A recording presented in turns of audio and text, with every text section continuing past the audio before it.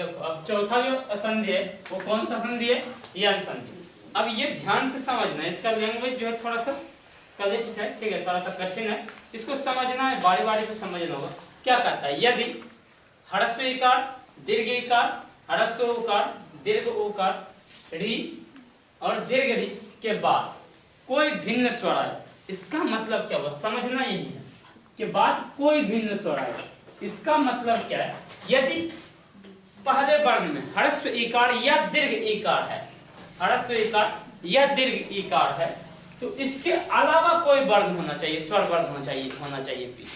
यहाँ ह्रस्व इकार दीर्घ इकार है, तो इस अब ह्रस्व इकार दीर्घ इकार को छोड़ करके कोई भी स्वर वर्ण यहाँ यदि होता है, तो ये जो ह्रस्व इकार और दीर्घ इकार है ये यो हलंत में बदलता है। किसमें बदलता है, यो हलंत में। किसमें बदल जाता है, यो हलंत में। ठीक, उसके बाद दूसरा क्या है, यदि यहाँ ह्रस्व उकार और दीर्घ उकार रहेगा, ह्रस्व उकार और दीर्घ उकार यहाँ रहता है, उसके बाद ह्रस्व उकार और दीर्घ उकार को छोड़ करके कोई भी स्वर वर्ण रहेगा, तो यहाँ जो ह्रस्व उकार और दीर्घ उकार था उसका वो हलंत हो जाएगा।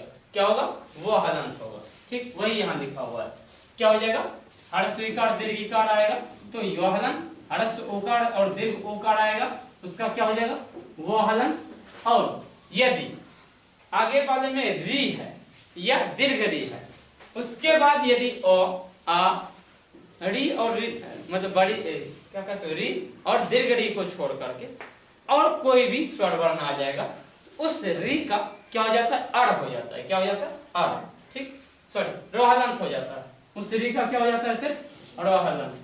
ठीक, और लिरी का क्या हो जाता है, लोहलंत। यदि आगे लिरी आए, ठीक, उसके बाद लिरी को छोड़ करके कोई स्वर वर्ण रहे तो लिरी का क्या हो जाता है, लोहलंत। फिर से समझ लो क्या कहता है, यदि ह्रस्व इकार दीर्घ इकार ह्रस्व उकार दीर्घ उकार री दीर्घ री और लिरी के बाद कोई भिन्न स्वर आए, मतलब इस सब यदि रहता है, इस सब के अलावा, जैसे ह्रस्व इकार दीर्घ इकार यहाँ है, इसके अलावा ह्रस्व इकार दीर्घ इकार को छोड़ करके कोई स्वर वर्ण हो, ह्रस्व उकार दीर्घ उकार है उसको छोड़ करके कोई स्वर वर्ण बाद में होना चाहिए, री और दीर्घ री है उसको छोड़ करके कोई स्वर वर्ण बाद में होना चाहिए, और लिरी है तो लिरी को छोड़ करके कोई स्वर वर्ण बाद में होना चाहिए। तो ह्रस्व इकार दीर्घ इकार रहेगा तो उसका क्या हो जाएगा, यो हलंत।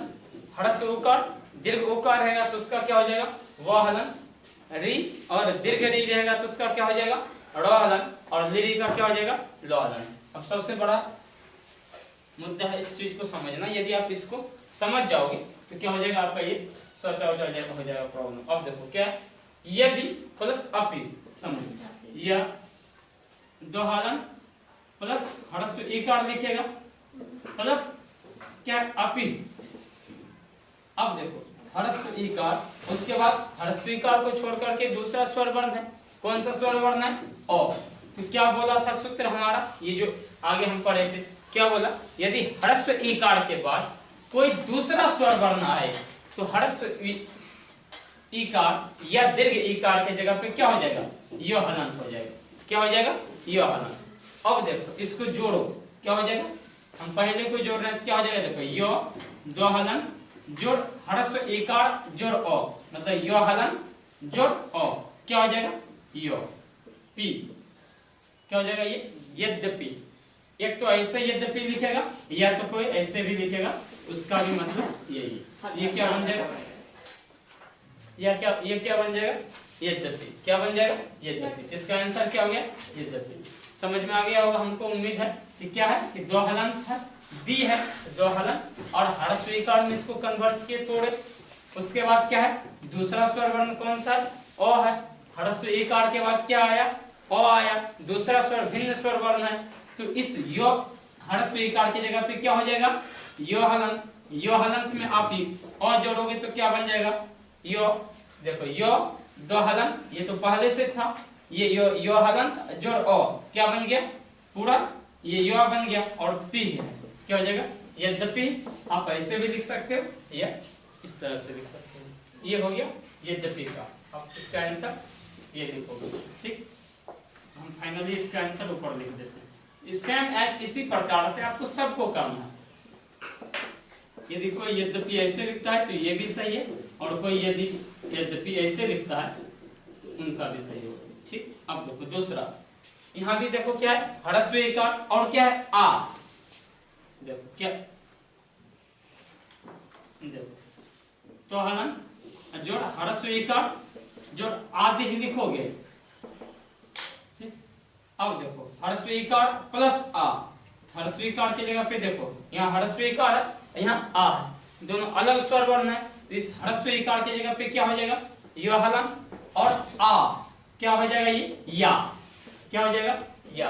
अब देखो यहाँ क्या बोले थे पिछले दिन जब पहला क्लास पर आ रहे थे, क्या बोले थे, यदि किसी के नीचे हलंत रहेगा, हलंत का मतलब है कि वो आधा है, तो आधा तो हम ऐसे लिखते हैं, ये समझने के लिए भी बता रहे हैं, ऐसे इसको पढ़ते क्या है बताएंगे, कोई आधा तो पढ़िएगा मत। ठीक है, तो क्या हो जाएगा, यो हलंत जोड़ आ क्या हो जाएगा, या और दी क्या बन जाएगा फाइनली, इत्यादि। इत्यादि बचपन में हम लोग पढ़ते थे कैसे, ह्रस्व इकार तो यह संयुक्त आकार दो ह्रस्व इकार विसर्ग क्या होता है, ये इत्यादि। दूसरा का आंसर क्या हो जाएगा हमारा, इत्यादि, क्या हो जाएगा ये इत्यादि। ठीक, इसका फाइनली हम आंसर यहाँ क्या लिखते हैं, इत्यादि।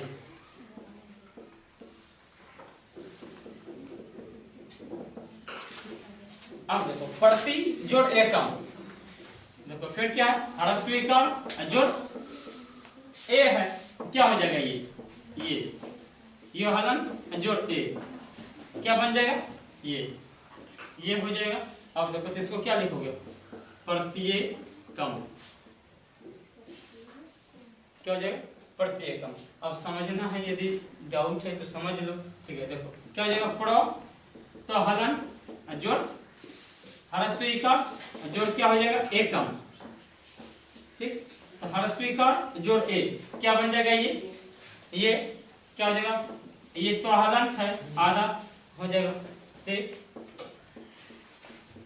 क्या बन जाएगा, प्रत्येकम। देखो सिंगल आंसर है। ठीक, अब अगला समझिए, अगला हम सीधा आंसर लिखते हैं, आप घर पे खुद प्रैक्टिस कीजिए इसको, तो यदि डाउट हो तो पूछ लीजिएगा, एक बार लगा दीजिएगा कमेंट बॉक्स में।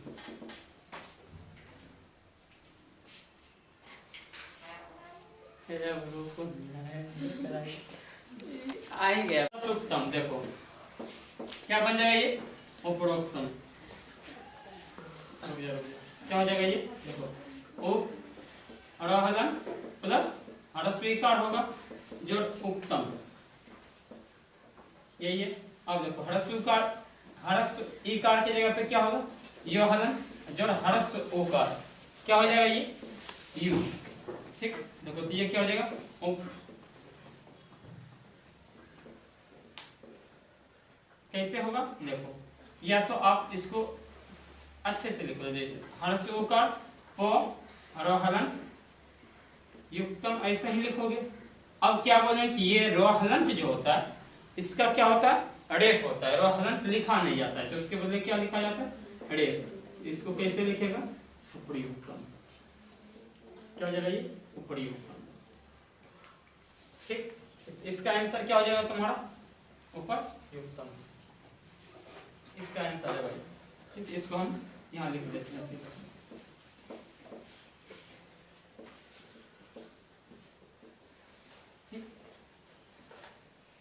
अब सेम है, जिसको भी वही करना है, दीर्घ इकार जो ह्रस्व ओकार है यू हो जाएगा।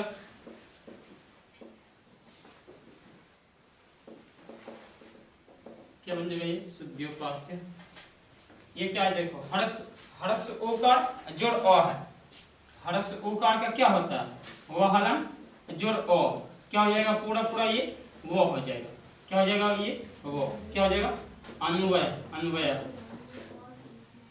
क्या हो जाएगा, अन्वय। अब देखो समझ लो, बहुत लोग हो सकता है जाओ, और प्लस न हलन जोड़ ह्रस्व ओकार लिखोगे, जोड़ आया लिखेंगे, यही लिखेंगे। अब देखो ह्रस्व ओकार के बाद क्या है, दूसरा भिन्न स्वर वर्ण है, क्या है, अ। ह्रस्व ओकार का क्या बोलेंगे, वो हलंत होता है, तो वो हलंत जोड़ अ दोनों मिलेगा, क्या बनेगा, वो बनेगा। ठीक, अब इसको आप पूरा जोड़ोगे, क्या हो जाएगा, अ नव संयुक्त या, क्या बन जाएगा ये अन्वया, क्या बन जाएगा अन्वया, यही लिखे थे। तो इसको अब समझ। अब देखो अगला अनु जोड़ एसम, देखो क्या हो जाएगा अन्वेषणम। अब अपना थोड़ा सा बुद्धि लगाना, वधु जोड़ आदेश क्या हो जाएगा वधवा देश, पितृ जोड़ आज्ञा, देखो ये समझ लो अच्छे से। देखो क्या है ड़ी है, अड़ी है जोड़ आ है, ठीक, और आगे इसको अच्छे से कर लो पी तो हलन जो री, ठीक, तब जाके क्या बना था ये त्रि बना था, ठीक, जोड़ आ ज्ञा है, ठीक। अब देखो तो हलन आप ऐसे करना चाहो तो कर दो, स्वहर्ष का प्लस तो हलन जो अड़ी जोड़ आज्ञा। अब देखो तो हलन जोड़ अड़ी रोहलन, अड़ी का क्या हो जाएगा रोहलन, क्या हो गया तो हलन जोड़ रोहलन जोड़ आ क्या हो गया तरा, क्या हो गया तरा, क्या बन जाएगा ये पित्राज्ञा। इसका आंसर क्या हो जाएगा पित्राज्ञा, ठीक। अब देखो वही सेम आइडिया यहाँ भी ध्यान से समझ लेना, क्या हो जाएगा देखो माँ तो हलन जो री जो आज्ञा है, ठीक। अब देखो तो हलन जो री जो आ क्या बन जाएगा ये तरा, क्या बन जाएगा तरा, मा तरा ज्ञा, क्या बन जाएगा ये मात्रा ज्ञा, ठीक। अब देखो पितृ जो उपदेश क्या हो जाएगा पित्रा पितृ उपदेश, पितृदेश, मातृ जो उपदेश क्या हो जाएगा मातृ उपदेश, भ्रातृ जो आदेश भ्रात्रादेश, पितृ जो अंश पित्रांश,